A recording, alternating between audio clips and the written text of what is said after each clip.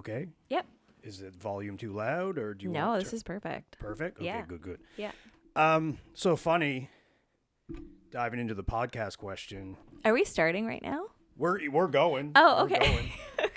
It's recording, so Okay, I'll cool. kind of do I'll get through that question. I'll do a little intro, and Yeah, I kind of try and not make it too formal, just I appreciate that. throw in a little intro, and we kind of try and make it as organic as we can. But in terms of the podcast, when I started in real estate, I definitely didn't do a lot of the right things for a few reasons. I got structured out of my work for Unilever. I was the district guy for their ice cream portfolio for Atlantic Canada. So like Ben & Jerry's, Breyers, Klondike, Magnum, Popsicle. So essentially ice cream man I'd love for to see your right. freezer. It's pretty empty right now, Okay. but back when I was with them, it was definitely a little more full. But yeah, I did 8.5 years with them. Unfortunately, when you're working for a national business and you're in Atlantic Canada, you're 10% of the population. So unfortunately, 10% of their sales volume, roughly, if that. So therefore, you get kind of about 10% of their investment. So I got structured out in 2020, Mm-hmm. and I always had an interest in real estate, but I never had the courage or the confidence as a young 20-year-old when I first explored it to kind of jump in because, and I guess this will lead into, what we're going to talk about, like my grandfather, dad, a lot of the older people around, you got to go to university, you got to get a job with a pension and benefits. And when I talked to my roommate's girlfriend's father at the time, when we were living on McLean Street, just down the south end, just fresh graduated university, I chatted with him because I think he's still a broker for Press Realty, and I've probably said this a few times for people that are continuous kind of subscribers, but he kind of scared me away from the whole thing because he was like, oh yeah, it's a grind. It's long evenings, weekends, there's no salary, there's no guarantees, there's no benefits, and there's no pension. So I was like, whoa, that doesn't sound like anything Grandpa and Dad told me I needed. So I kind of just pivoted into the corporate world. But yeah, then fast forward, I got restructured, got into it, studied, got my license, and, just wasn't really in the greatest headspace. One, just lost my job, which I did for 8.5 years, and you work, with that kind of mindset as a guy that's got brought up blue collar, like dad was a lobster fisherman, electrician, like everybody just, worked hard, worked with their hands. I kind of lost my train of thought here. It's kind of embarrassing. So Identity crisis. yeah, right. Identity crisis. So there's a bit of that going on, and we don't realize, or at least I didn't realize how strongly I identified with being the Unilever district guy for Atlantic. And, you work your whole life being told, if you work real hard, you'll always have a job, at least where I got brought up. And when you're an employee ID number on a spreadsheet, and somebody in head office is kind of looking at the numbers and the gross margins and net profit, and they sometimes don't really take into consideration, or most times, all the hard work that you did or the number of years you've been servicing their business. So yeah, it was just a very unmotivating time. And then, we also all had to deal with, the pandemic. And I had a tough time with that. Obviously, I'm sure I wasn't alone. We're very secluded from one another, very restricted. And I had a hard time kind of getting around that mentally. And then through that, our poor dog Thor got cancer. And we tried everything too. I would have sold my soul to have him for even another year. So he had osteosarcoma, so we bone cancer in his right leg. I noticed he was limping one day, and she feels terrible because of what it turned out to be. But my wife was kind of like, oh, he's just probably limping from playing, and then it's kind of progressed. And I was like, oh, we should probably get it checked out. So yeah, it was what it was. We had to amputate. We got 6 more months of healthy, happy Thor, and that was it. So I just wasn't in that mindset to get after it, or I kind of let myself kind of just not do the things that needed to be done. And starting a new business, especially in real estate, like there's a lot of groundwork to lay down. So, I wasn't doing the calls, the open houses, or the door knocking, some of the traditional stuff that realtors do. And even when I was, like, I just didn't find I was in that, like, maybe it wasn't present. Maybe I was still dwelling on some of that stuff, and it was kind of holding me back. Mm.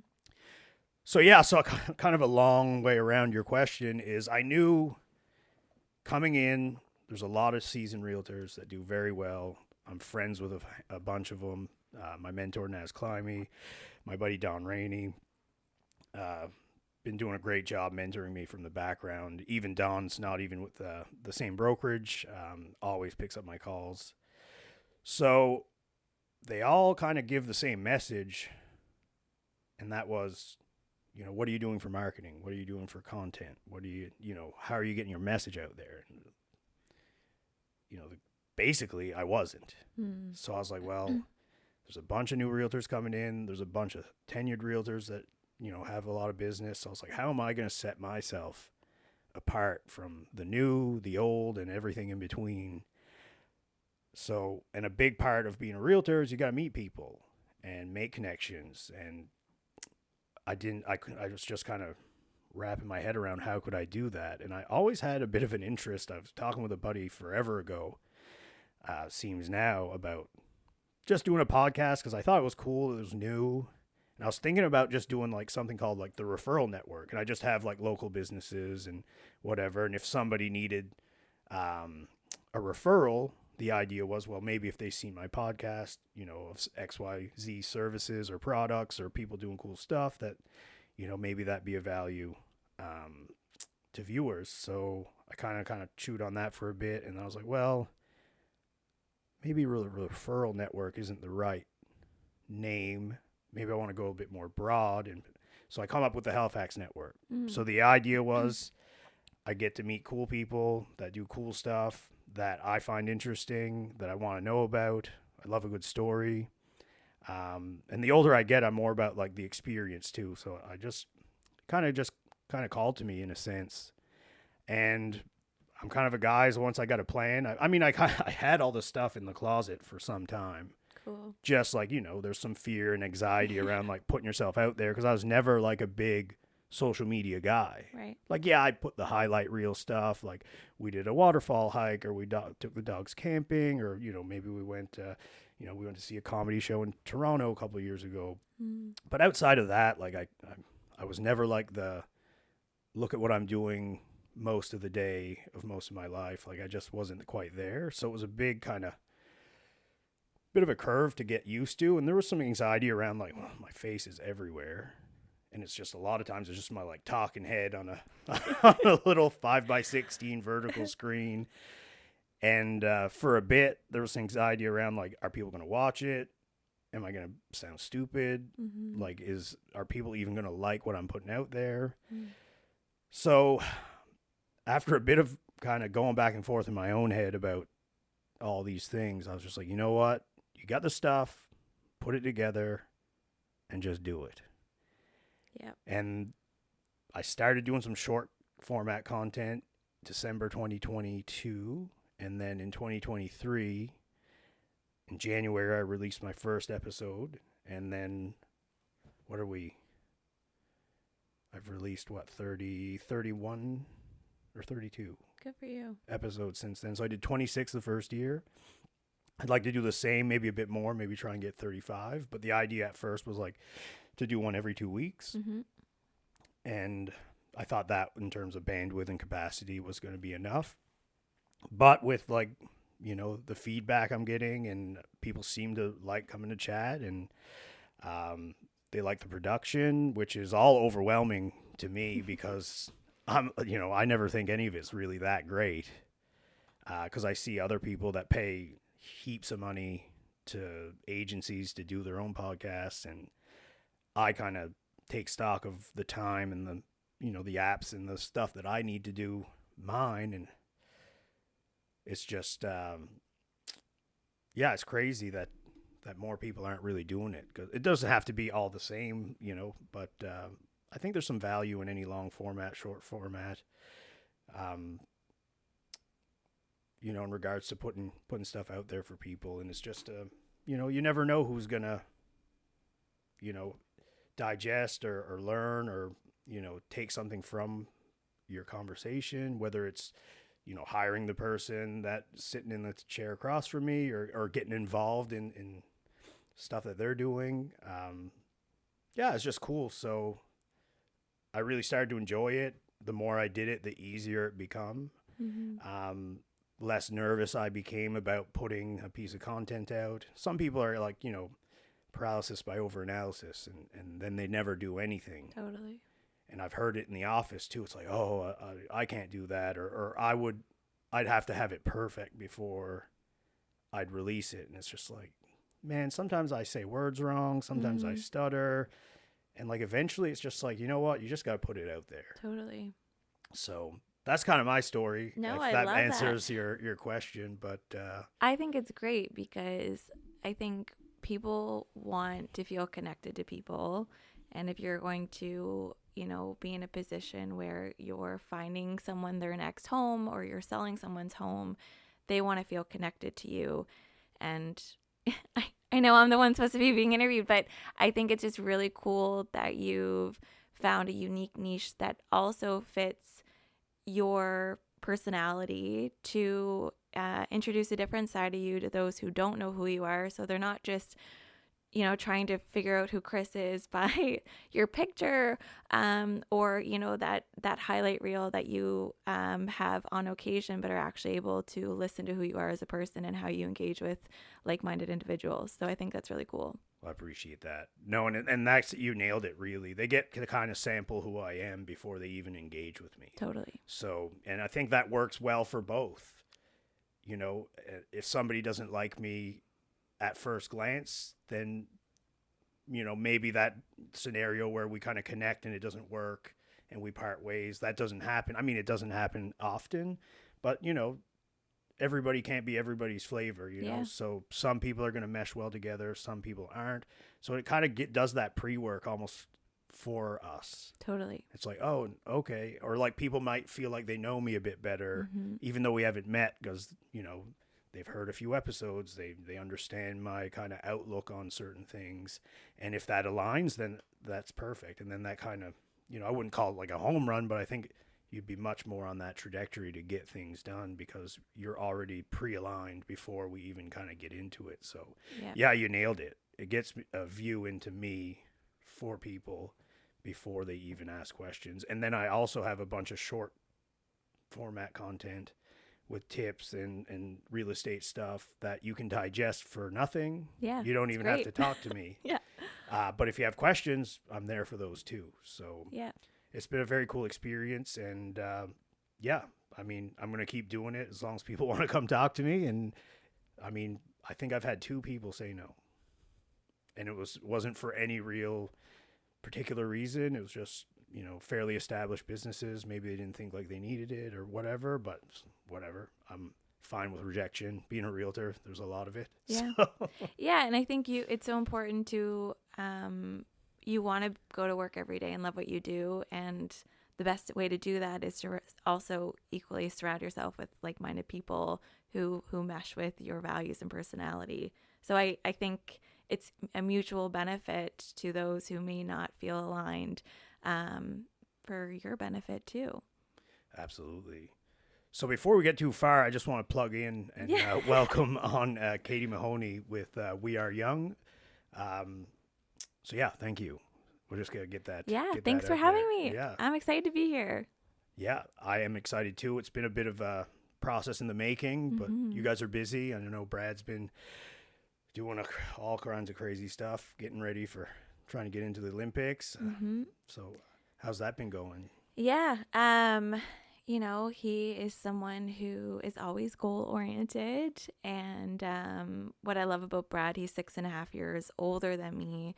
But he's someone I look up to because he's constantly raising that bar and just really challenging societal expectations and views of what you should and should not be doing, you know, back to that conversation of fear and, you know, being nervous to really lean into the things that are calling to you. And I admire his tenacity to chase it. So for him, you know, he shows everything. He shows his vulnerability by saying, hey, I'm 37 years old. I'm an average person, but I know that average people can achieve what the world sometimes deems as impossible.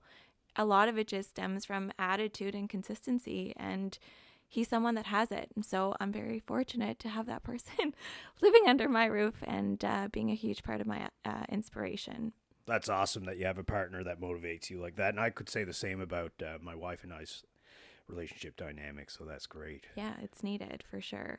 So let's dive right into it. So why don't you give us a little bit of a background kind of on yourself? Like, we met kind of briefly through university. We had some mutual circles of friends. Tell us a little bit about kind of your background coming up. Yeah. Maybe what you did prior or currently with the We Are Young. Yeah. So I grew up in the Eastern Shore until I was 10. I had 3 older brothers. Oh, right. I know Chris. Yeah. And I remember from the gym. Holy shit, that guy has huge arms. yeah, and Jeff also hung out with him quite a bit in the gym too. So anyways, me and my 3 brothers are all very tight. But then I moved into the city. I just lived a very regular life. But I decided to follow what was my passion since I was 5, was to always be a marine biologist.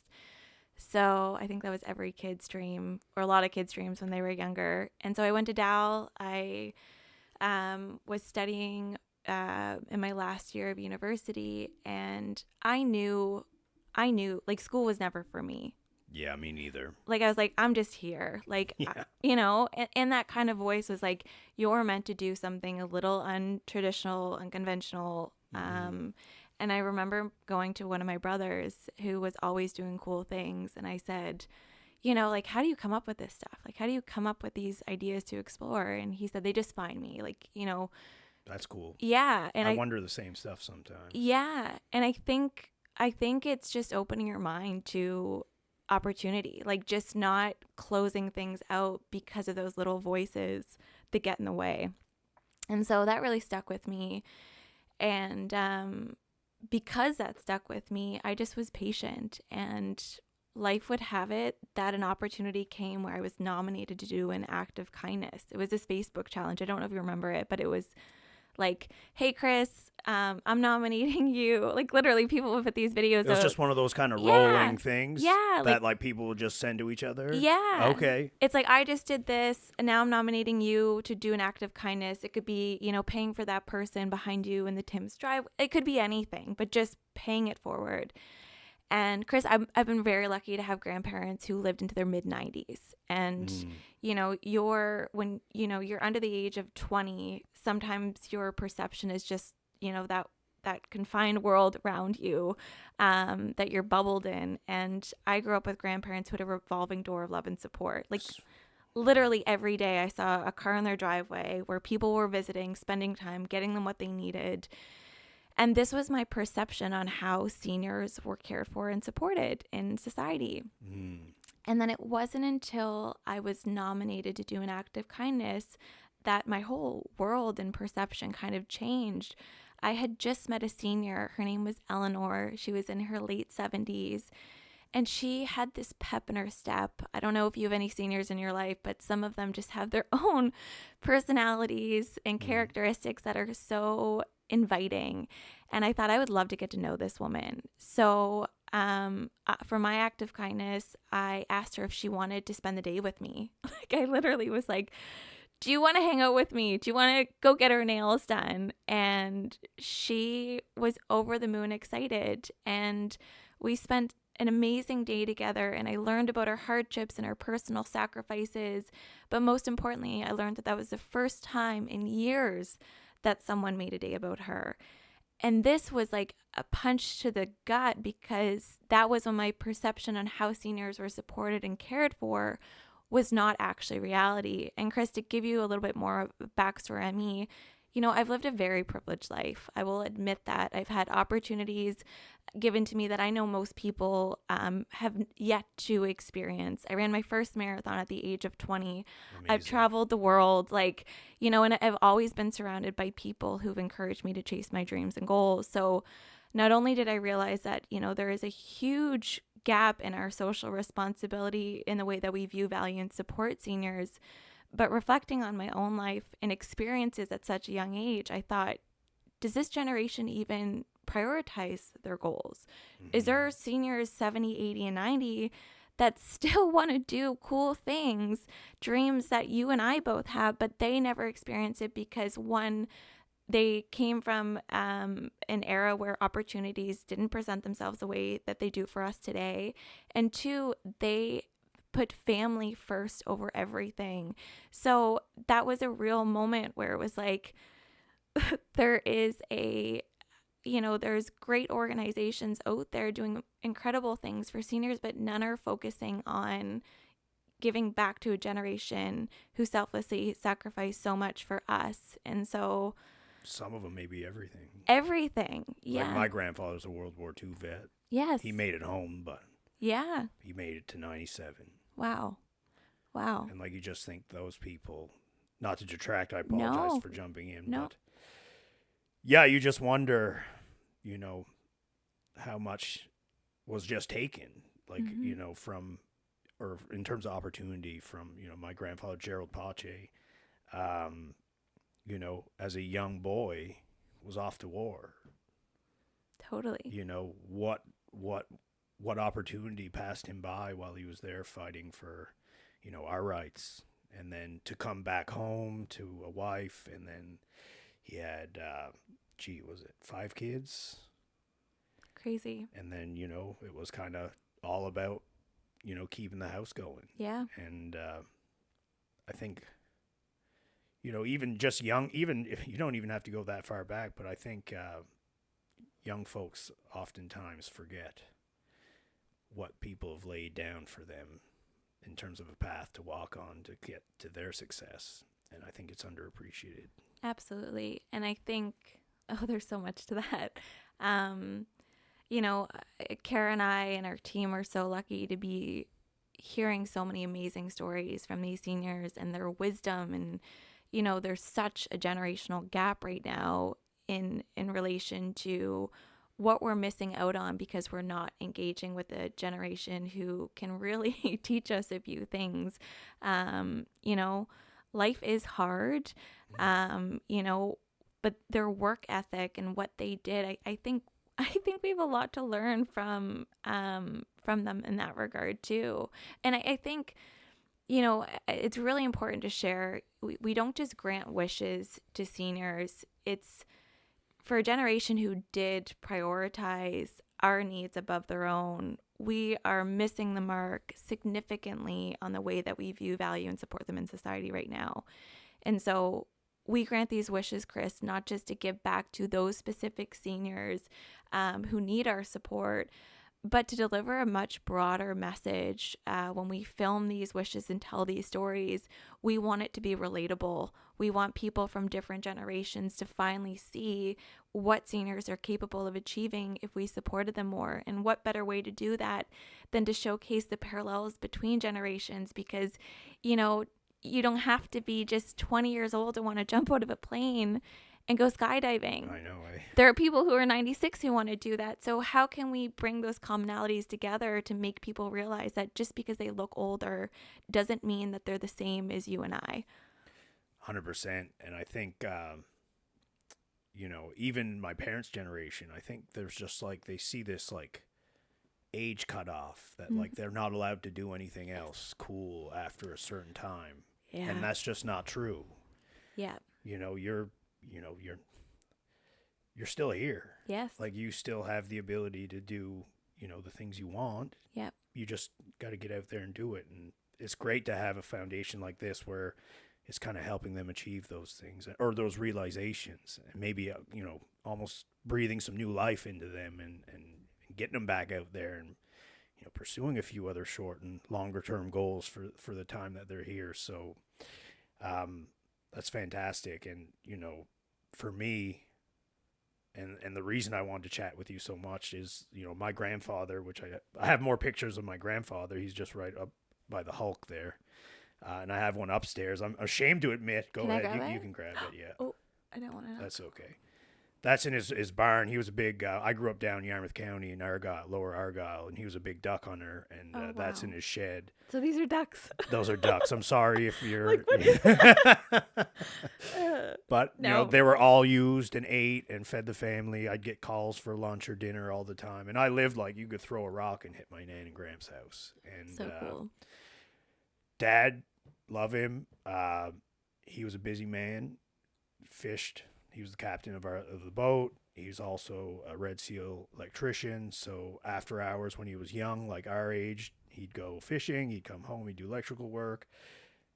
And not that he didn't make time. He did. But oftentimes I just found myself gravitating up the road to see Grampy. Very cool. And I'd ask him anything and everything.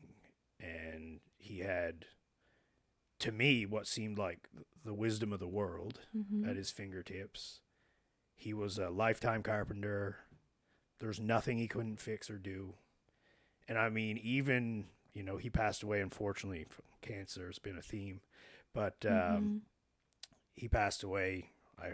Sometimes I try and forget. I have the date somewhere, but it's been quite a few years ago now. But yeah, anything. He could fix anything from building houses, like the house I grew up in. My father built when he was 17 with my grandfather, and my great-grandfather, which I had the privilege of knowing, he made it to 96. That is so cool.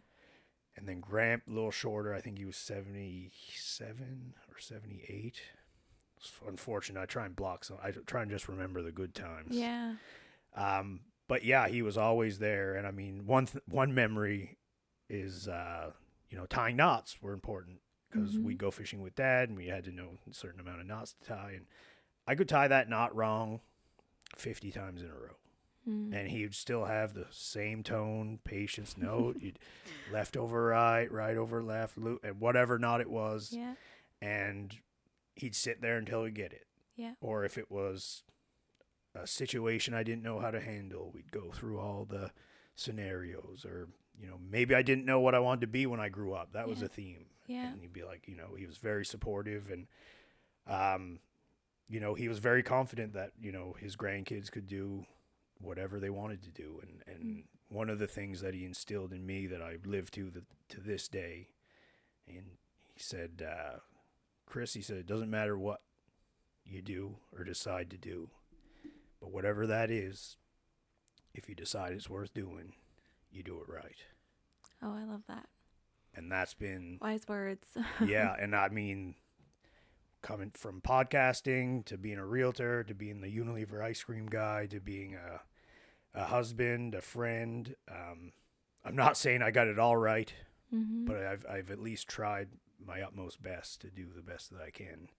So I think I'm living how he intended. Yeah. And that's kind of how I honor his memory, is just making sure that I kind of take those lessons and put them to good use and try and create some value for other people. And yeah, kind of here we are. Yeah. So. And why not take someone's advice who's lived it? I think that's another thing. So many seniors are yet to be heard. They only wish they had someone to listen to them so that they could pass on that information, because there's so much of it. And luckily you guys had each other for that. But yeah, it doesn't even just have to be relationships between grandson and grandfather. It can be a senior that you run into at a coffee. It could be anyone. Yeah. But making time. Yeah. Seizing those opportunities, I think, is something that we miss the mark on a lot. Yeah. And it just makes me kind of reminded me of poor family back home. Friends of mine I grew up going to elementary and high school with. I won't name their names, but I used to work at this little coffee shop when I was younger, one of my first jobs down in Pubnico, and this fella used to come in. Mind you, he's older. He would be more, elderly now. Wasn't so old back then, but he was always like, he knew who I was. He knew Dad. There, that fishing community is pretty connected, and he'd always make time to chat, and it didn't matter what it was. And even not being down home for, it must be 2011. Yeah, 25 years or so. I could be, I'd often go and make that drive, and I'd stop at the coffee shop, and if he was there, he wanted to chat, and he was just one of those guys that always loved to give you his time. Yeah. And he'd love to hear about what's new with you, and he was very genuinely excited to hear about any new things that come from the big city. Like, people back home kind of think like that still.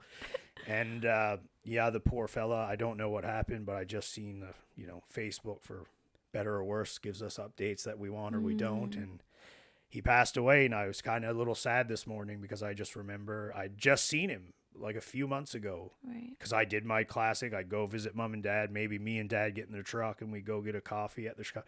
And then we there's like 3 or 4 wharves around. Mm-hmm. And, he might have been in his truck, or he'd be working. Like, he was retired from fishing as well, but he's still, like, he was involved somewhere, as like driving a truck or doing something. And he always would see me and wave, and he'd want to talk. And yeah, I mean, I can't pull exactly specifics because, memory doesn't serve me quite as well. But, he's definitely provided some information and some guidance, through the years, even from just a couple minutes talking to him. Or, so, and I think a lot of people are just so concerned with, their own path, is sometimes they either don't think to or don't want to, and they just don't take the time to, just check in with, somebody that might need to have somebody check in on them. Absolutely. And it's like, I look at, like, I think we got brought up very similar, just different areas. Like, my grandfather passed away. My nanny is never alone. Between my aunt, my mother, the neighbor across the road. I mean, there's community members from all over, she tells me. She can barely keep up.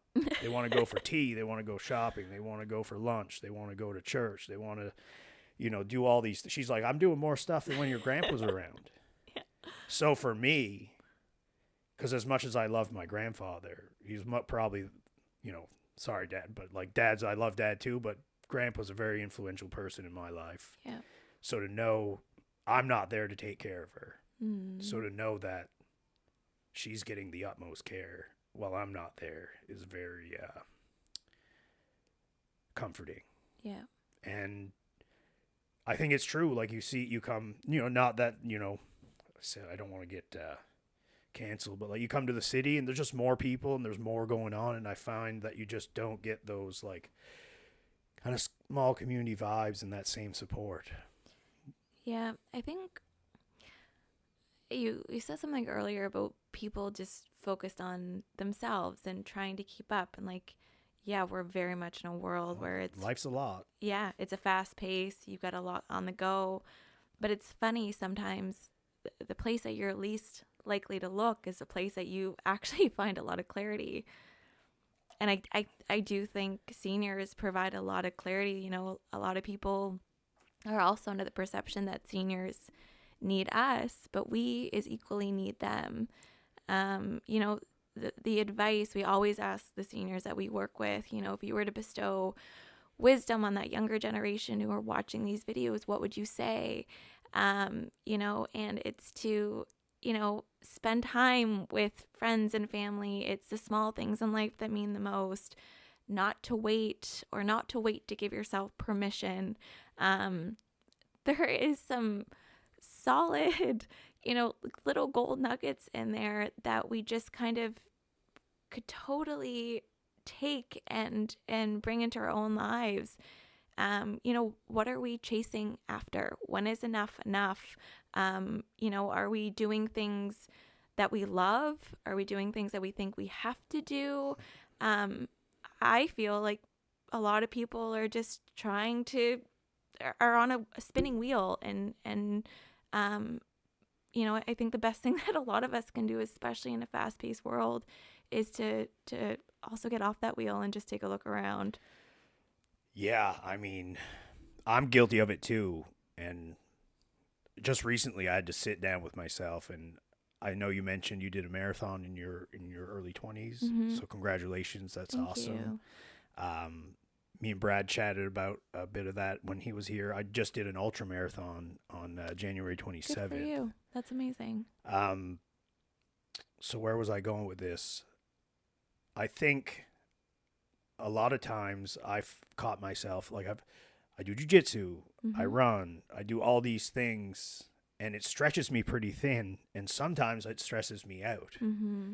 Because when I'm back to what Graham said, if it's worth doing, it's worth doing right. Right. So I do a lot of things, and I want to do them all to the best of my ability, and sometimes you just don't have the bandwidth for that. Yeah.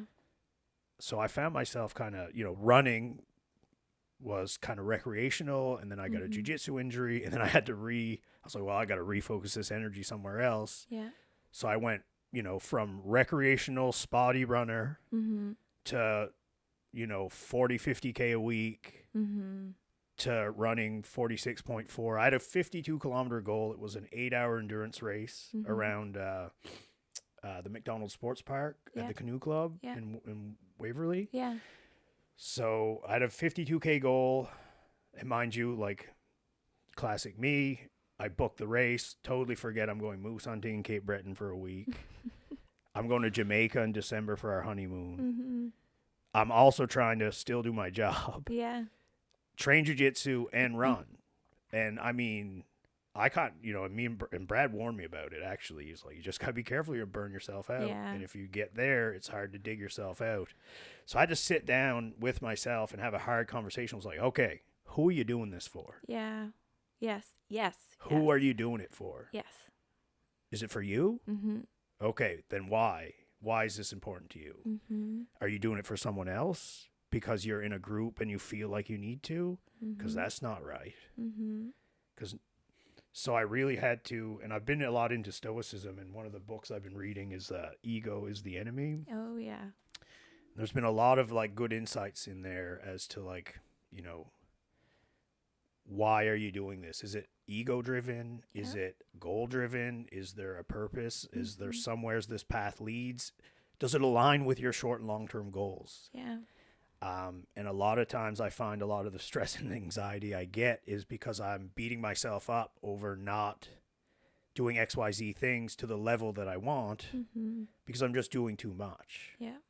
So I think if you're one of those people like me, then you just really got to sit down and reevaluate kind of what you're doing. And if it really aligns with where you are today and where you want to go. And if it doesn't, then you really got to ask yourself, maybe why are you doing it? And maybe repurpose or reconfigure what you're doing to alleviate some of that stress that you're laying on yourself. Does that make sense? Oh, I've been having this conversation for about 3 years. With yourself? Oh, yeah. Same. Yeah. And more so understanding, like it's funny you'd mentioned before, your parents saying, oh, I'm too old to do this or I'm too old to do that. And, I do think a lot of people work a lot and also don't think that, or think that, not every passion that you have or something that speaks to your soul, but not your ego, that can be something outside of your work. But a lot of people think that they have to be mutually exclusive. Like you can't do both at the same time. Right.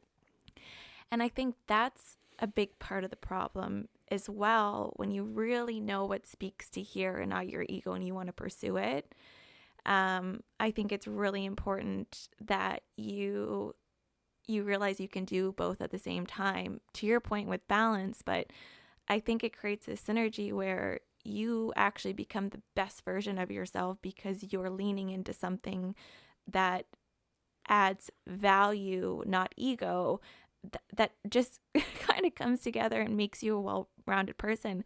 I think it's great if, listen, I have a lot of things that I want to do. There's only so much time in the day. Some things are very shiny toys, or they seem like it would be cool to do because, you'll get recognized for it. But to your point, it's like, what actually matters? What's fueling your soul? When you wake up 7 years from now, are you going to be proud? Because I shouldn't say no one's going to remember those things that you did more than you are. Are you going to be really proud of those things that you're actually spending a lot of time invested on? Because life is a short trip around the sun. So it's like, yeah, being mindful of what you're doing and why you're doing it is a conversation I don't think a lot of people have with themselves. But it's so important because life goes by so quickly. So fast. And it's like, do people get distracted by things that look good, but it might not be the thing that you want because you actually fear to do the thing that you actually want to do because of societal perception? Kara and I, the other co-founder, we just touched on this, and we'll be putting out a lot more content on this. A lot of the time, it's not just a flick of a switch when you're in your 70s or 80s, 90s that ageism exists. It is a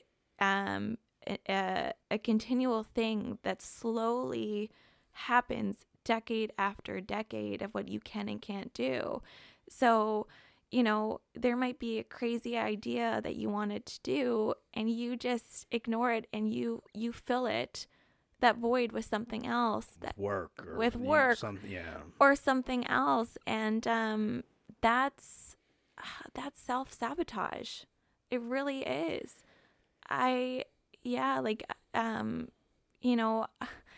Listen, I think everyone would love to be an actor Sure. right? Like, I don't know. I don't want to speak for everyone, but. Or a celebrity. Yeah, so lavish and stress-free and la-di-da. Or a dancer, or I think arts is a huge part of all of us as well. Whether you want to be a singer, like there's these dreams that you have, deeply rooted that, a lot of people don't actually come to the forefront and self-express. And it doesn't mean you have to go actually be a singer or, a full-time actor, but there's a lot of recreational opportunities to feed that part of you that you really like. And I've always loved the idea of acting, like loved it. Since I was a kid, I went to Neptune Theater. But then I grew up believing through just hearing people say, oh, if you're not a child star, you can never act. That's those societal perceptions and things they lay over on us. Totally. And honestly, I gave myself permission to start the charity, and then started surrounding myself with seniors who, only wished that they seized opportunities. And it was the height of the pandemic where I'm like, well, I want to go to acting school. Like, I want to go because I don't want to wake up one day and question why I didn't do it, to know if I liked it or not. You don't know what you don't know. No idea. And I'm like, okay, will people question my work ethic? Will people not take me seriously within the organization? Will I get a bad rep because I'm chasing another goal that speaks to me? And I said, screw it. This is me. I don't want to wear multiple hats. I just want to wear one hat and be one person.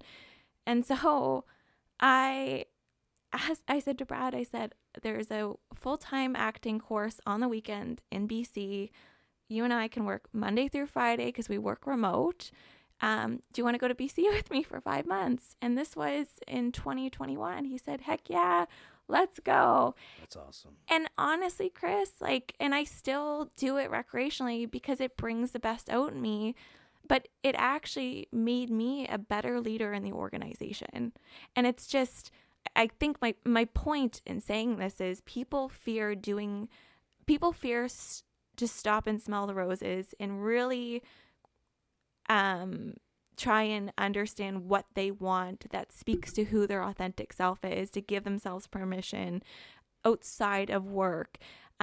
because, our fear of judgment, fear of failure, all of these things. But it's just, it's who are you holding yourself back from? And most times it's yourself, right?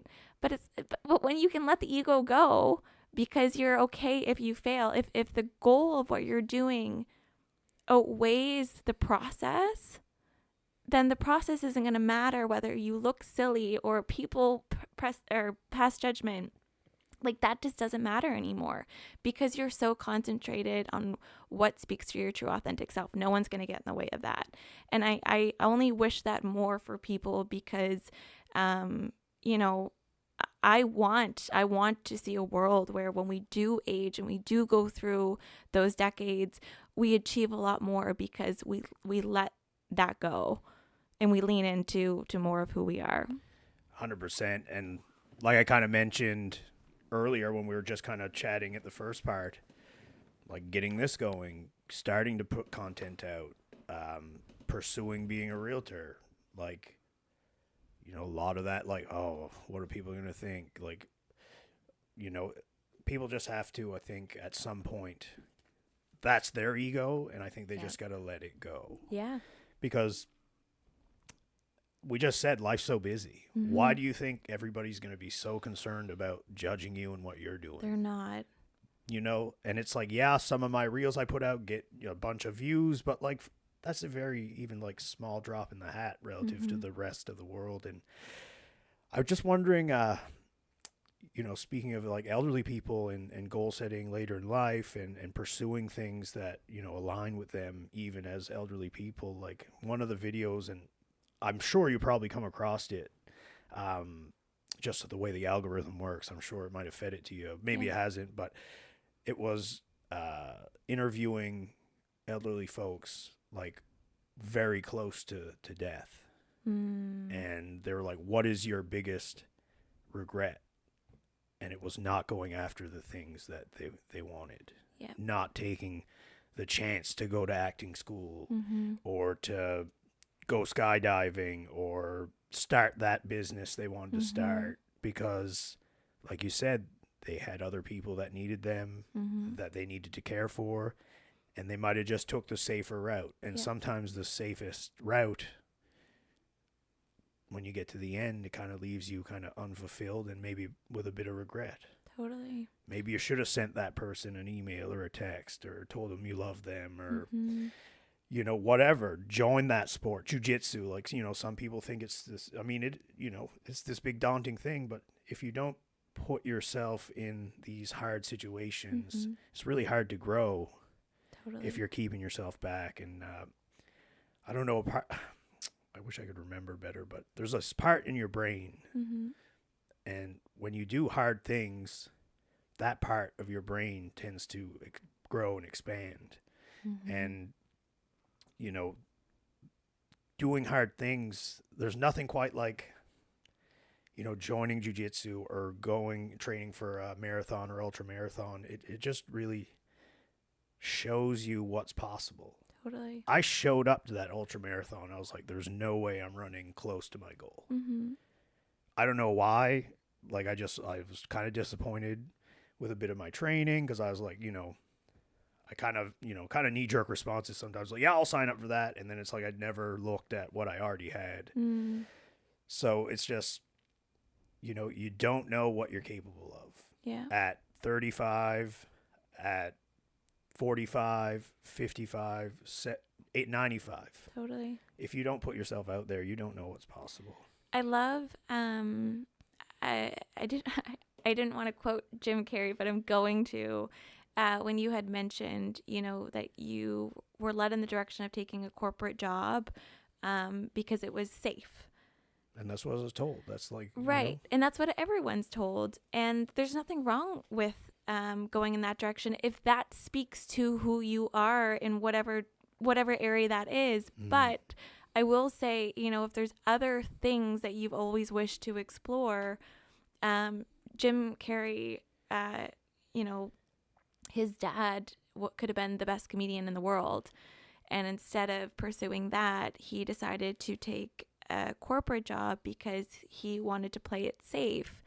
only to find out that he got let go from that corporate job. And he told Jim, he said, you can fail at what you don't want, so you might as well give a shot at doing something that you love. And those words are so like they resonate so much with me because powerful. Because it's not always safe. But I think the giving yourself, knowing what you want is number one. And I think a lot of us know what we want. We're either just too afraid to say it or admit it, that we deserve it. I think the second step is giving yourself permission to get after it.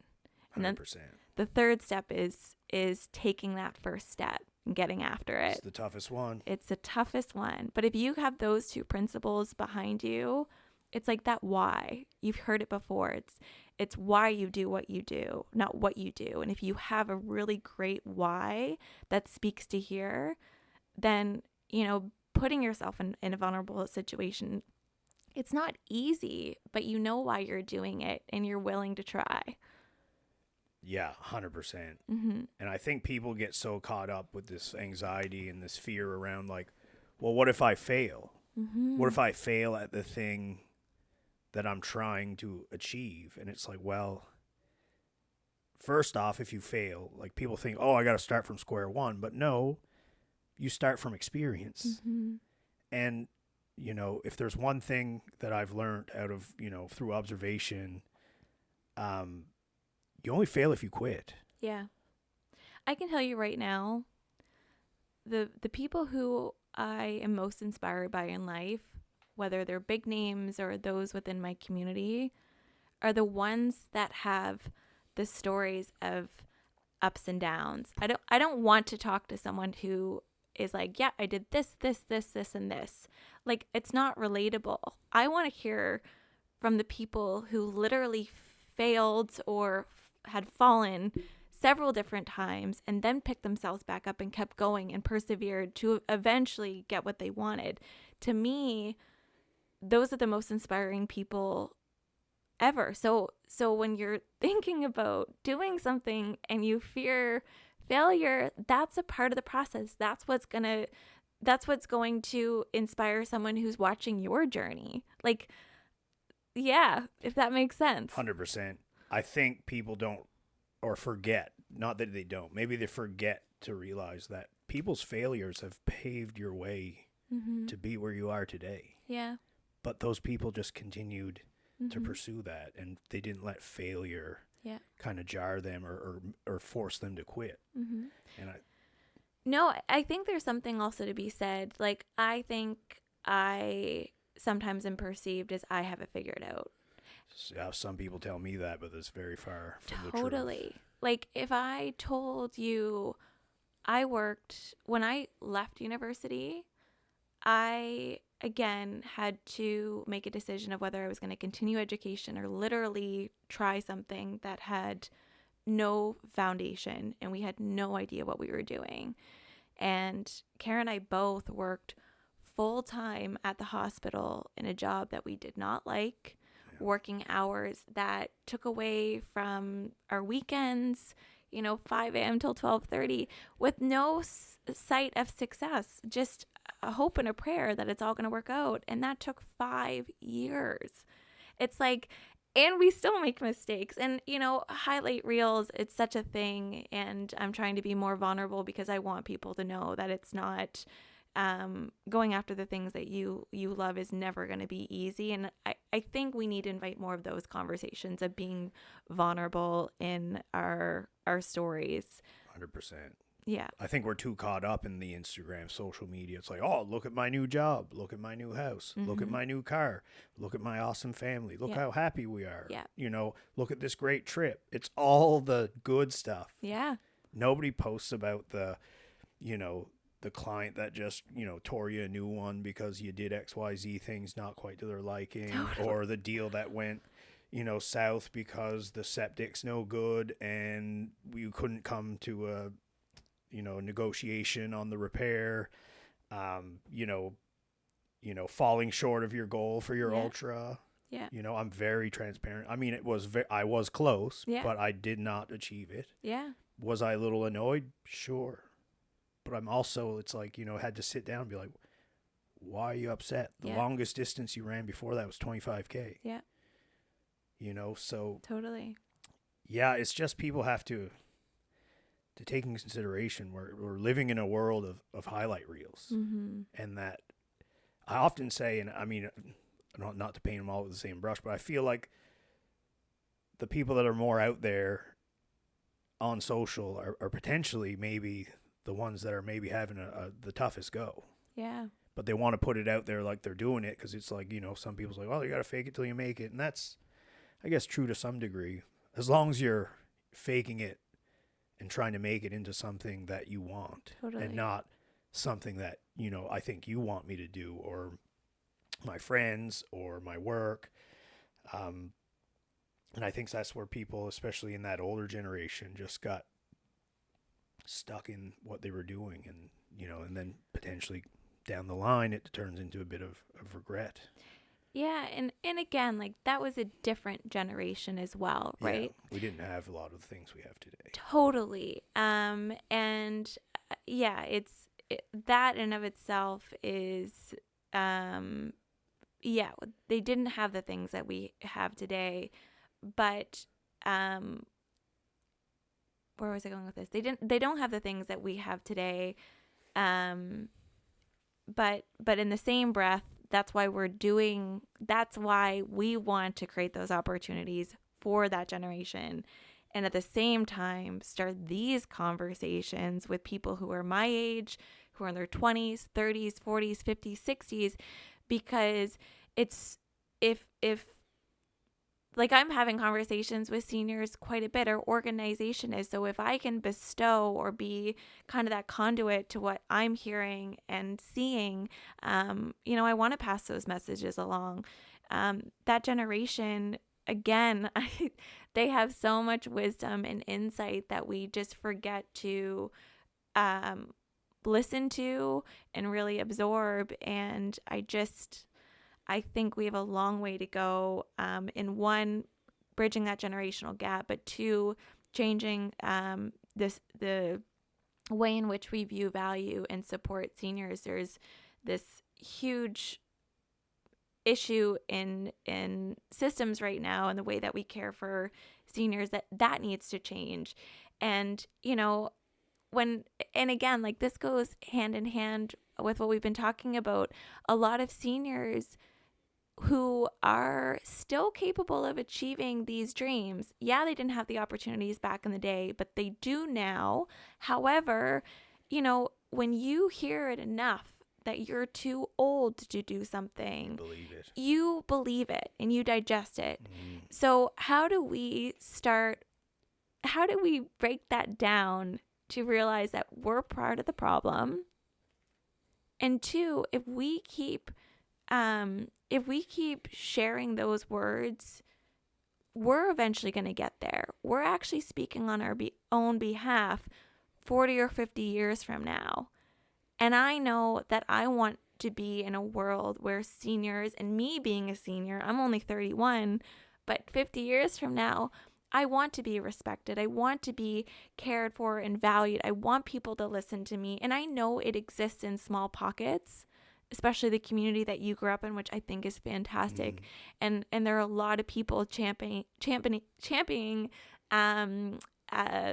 this across Canada, but we're not loud enough.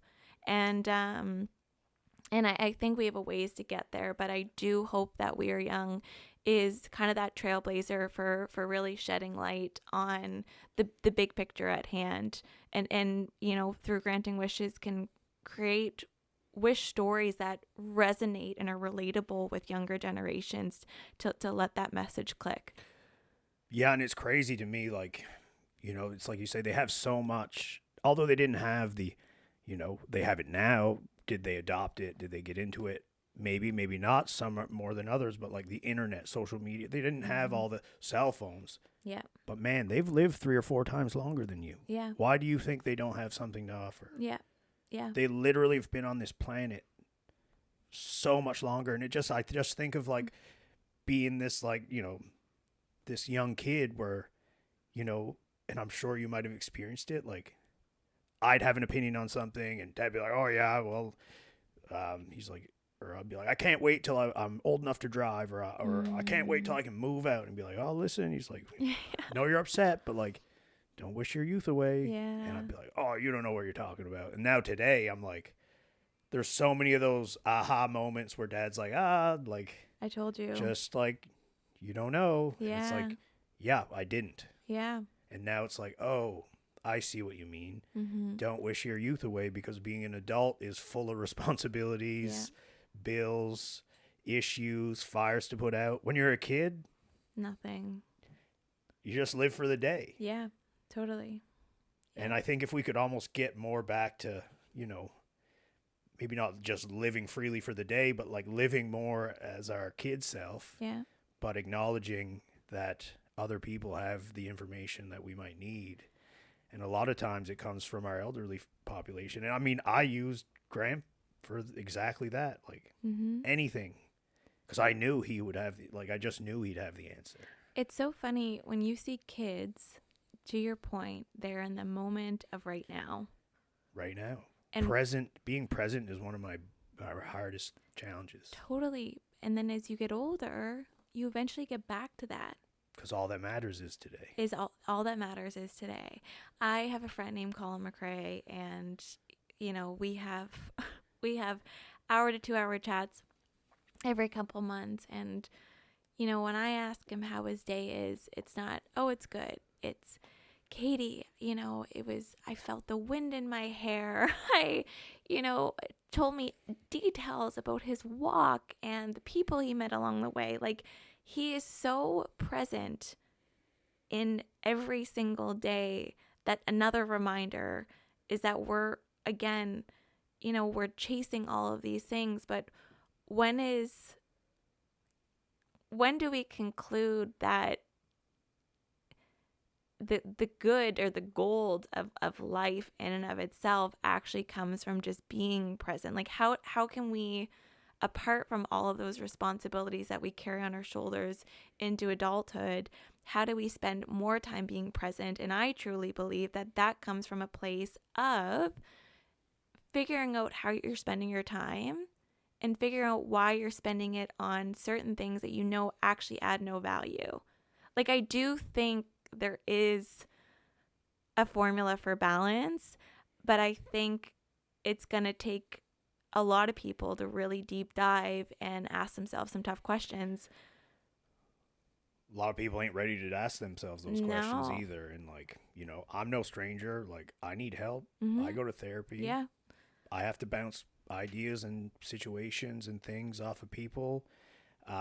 My wife's great. She's very supportive, but sometimes there's stuff that you'd want a neutral party to kind of have a look at. And, my biggest part of my journey lately has been mindfulness work and trying to just kind of take a step back. Yeah. I've always been a doer. I do a lot of stuff, but it's like you say, is it all being done towards the right direction? Yes. And is some of my stress and anxiety caused from some of these things that maybe I could still do, but they don't have to be such at the forefront of like my goal list. Yeah. And it takes work, and it's not something like, I had a friend one time, I do a bit of meditation. I'm a terrible meditator, in and out. I try, not very good at it.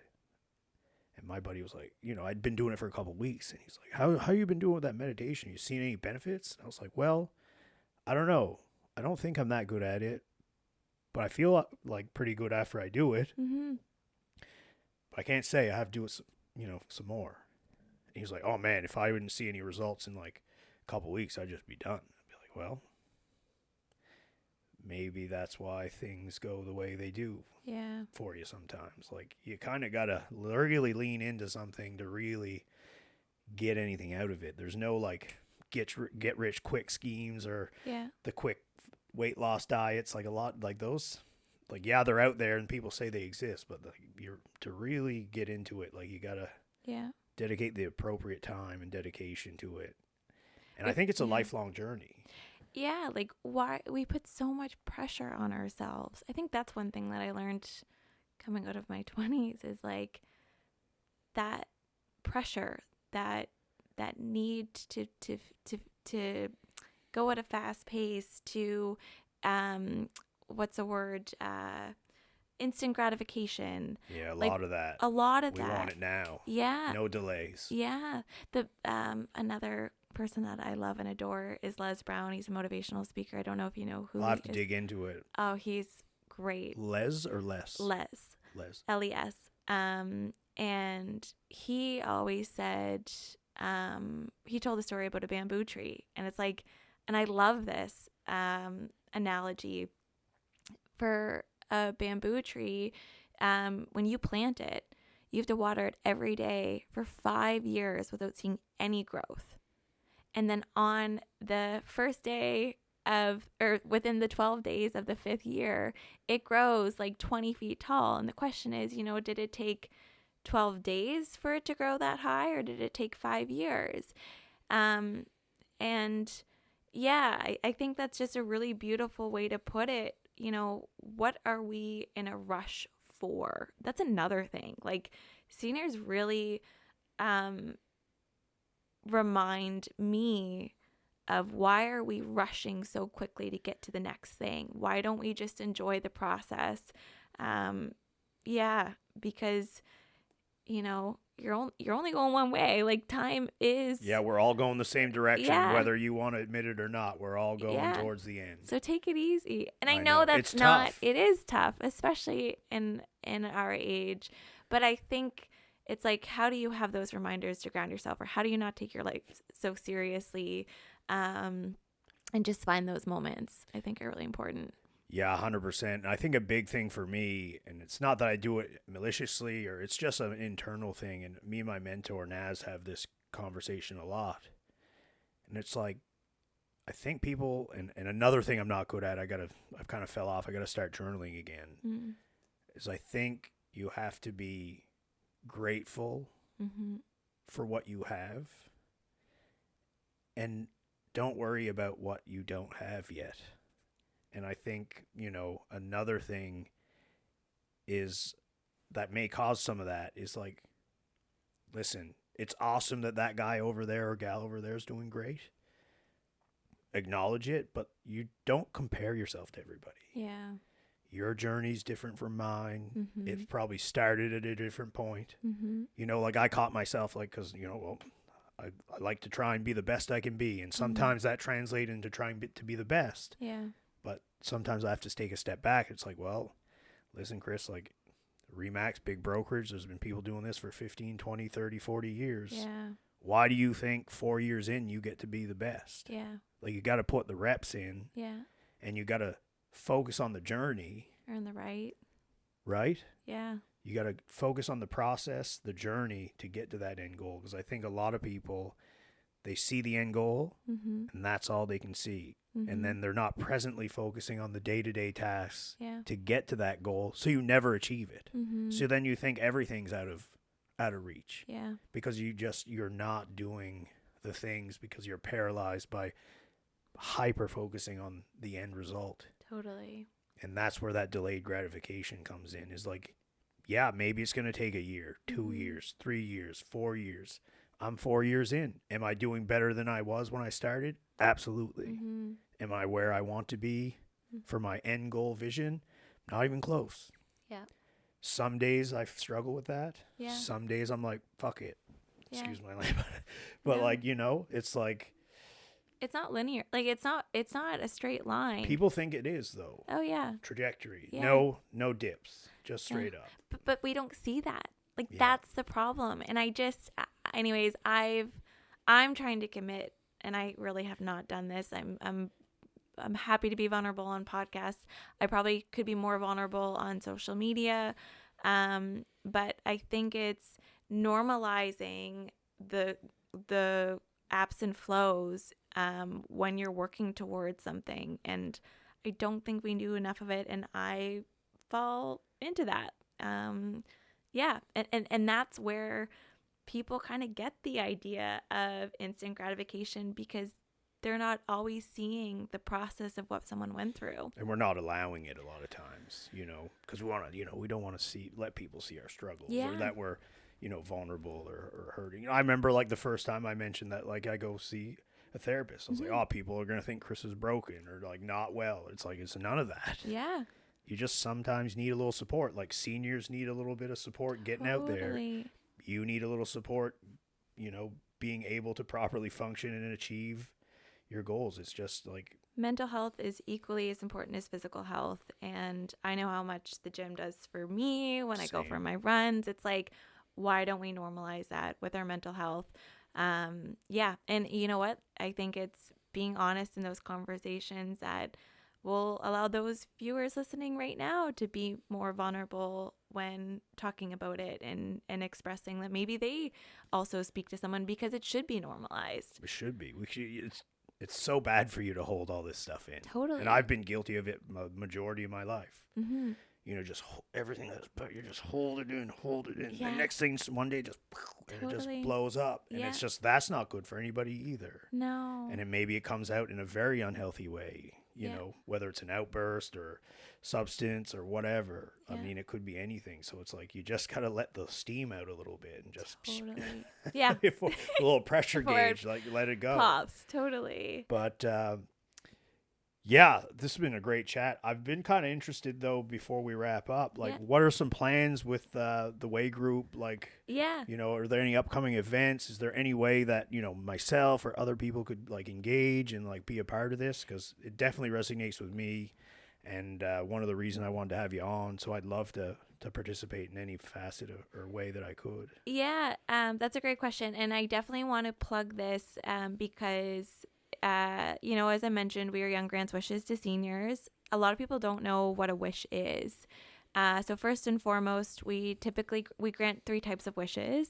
It's either fulfilling a lifelong dream. So it could be, you know, you've watched the Toronto Maple Leafs play ever since they started and never got to a live game, or always wanted to go skydiving, which we mentioned, or you know, watch the Macy's Thanksgiving Day Parade in New York City live, or meet Sidney Crosby. Some maybe even never have left the province. There are a lot of people who have never left the province, which also brings me to my next point, is reconnecting with family members. That's a huge one. And then the other one is reliving a passion or hobby. You know, I go into a lot of seniors have dreams and aspirations. A lot of the reason why they can't fulfill them on their own is because there are a lot of age-related barriers now that are preventing them from having their wish granted. So what's so great about We Are Young is that we're that conduit. We're, you know, there to help any senior over the age of 70 who has an experience-based wish, who has a meaning behind the wish and can't fulfill it on their own. We're servicing all of Atlantic Canada and Ontario now. So, oh, wow. Yeah, so anyone, that was a huge growth for us over the last year and a half. So anyone who's listening who has a senior in their life, you know, who has a wish, I definitely encourage a conversation. I think a lot of people, and this is really important, I think a lot of people who aren't necessarily connected to seniors as much as they'd like them to be is because they don't know where to start. They don't know how to start the conversation. And I love how our messaging kind of is an easy one to start with. Ask a senior what their dreams and goals are, if they still if they have any dreams or goals that they would still love to see fulfilled. And it's so cool, Chris, when people come back to us saying, I never thought to ask a senior in my life this question, and you probed me to do that. And I've learned so much about mom, dad, grandpa, grandma, you know, my neighbor who's a senior. Half the time they realize that their wishes are something that they could fulfill on their own, whether it's a trip to the beach or something a little less complicated, that they realize that they can actually be a part of the problem. Or part of the solution, right. Sorry, not the problem, be a part of the solution, or then realizing, wow, this is a wish that We Are Young can grant. So to answer your question, one, I think it's really important for people to know what a wish means. Mm-hmm. Two, to understand our broader narrative. So we're not just trying to grant wishes to seniors, but we're trying to create a systemic change in the way we view, value, and support seniors. And our 3-year goal right now is to grant over 100 wishes by 2026. Why do we want to grant 100 wishes? We want our voice to be loud and heard because we want to shake things up. And we know we can shake things up by putting out incredible wish stories at a high volume that makes people have to stop and listen to us. So if anyone's listening to the podcast and they want to find out a way to help our organization, one, go follow us right now on social media. Instagram, We Are Young. You can find us just by looking at We Are Young, or maybe we can plug that I'll plug it into the file, yeah. And then our websites, weareyoung.ca, Facebook, We Are Young as well. Go give us a follow. Start looking at our wish stories. A lot of them are captured via video. Start watching them and sharing them with your platform so we can reach a wider audience to create this movement. Because it's not just going to take We Are Young, Chris. It's going to take our society to start rethinking the way that we treat this generation, and maybe it ignites or inspires them to take action from someone sharing that video content. It's incredible what we've received in our level of growth over the last almost 10 years now by people saying, you know, a senior who's watched another senior jump out of a plane or have done something really cool that was also a wish of theirs. They've written us and said, oh my gosh, I never believed that at my age I could do something like this until I saw someone who you granted a wish for do it. And now I have belief in myself that I can achieve this as well. Or people thanking us because, you know, we've inspired them to spend more time with the senior before they've passed because time is of the essence. And that just gives us all the feel goods knowing that we're on to something pretty incredible. And we know with more help and more recognition, such as being on your podcast, we can get a lot further with a lot more people support and help. So fundamentally, I would say, if you can share our message far and wide, if you have the means to donate to our organization, whether you're a family foundation, you know, you've been very successful in life and want to give back, and this message and our values resonate with you, by all means, look us up. Yeah, that's what I would say. Our golf tournament happens every year in September. It's our flagship. It's a sold out event every year. How much is the team? Team is $1,300. Whole sponsor is $500. And that will be live on our website by the end of this month to start registering. Nice. But there's a bunch of sponsorship opportunities there too. Awesome. Yeah. Sorry, I went down a rabbit hole. I know we kind of got off topic on this chat, which I think is very relevant because we need to I think there's a lot of things to address on a much larger scale, but I definitely wanted to make sure that people understood the ins and outs of WAY. No, absolutely. And I don't want to keep you here all day. We've already been that hour, 20 minutes. I think that's probably a good place to kind of wrap it up. But yeah, just to recap, I guess if we could kind of tear down some of those like societal kind of, I don't know, not that they're norms, but like, you know, stereotypes that like age holds you back. Like, you know, go talk to somebody that's older, ask them how their day's been, what their dreams are, you know, just get out there and be present and be vulnerable and ask people about their goals and things. And, you know, I think, like you said, if we could tear down some of those barriers and make that systemic change, then, you know, our older demographic are treasures, really. I mean, where I grew up, you know, people treat them like gold, and I just don't see that, you know, across the board. And I think that's, you know, a great place to strive to be. And I think we have a lot to learn from our elderly population, and, you know, if we're just willing to kind of sit down and listen. So yeah, and the way in which we want to carry ourselves through life, because we are going to get there. So I think a lot of this conversation really embodied how we can show up for ourselves in the most authentic way, so that when we're that age, you know, we've done the things that we've always wanted to do. 100%. And you're right. We're all going the same direction. Yes. We're all getting to the same destination, and we're definitely all going to get there eventually. So I really appreciate your time, Katie. Thanks so much for coming on. Yes, thanks so much. We'll definitely have you on again. And I'm not very good at golf, but we'll see if we can get to that tournament. Okay, sounds good, Chris. All right, you have a good one. Thanks. Thanks so much.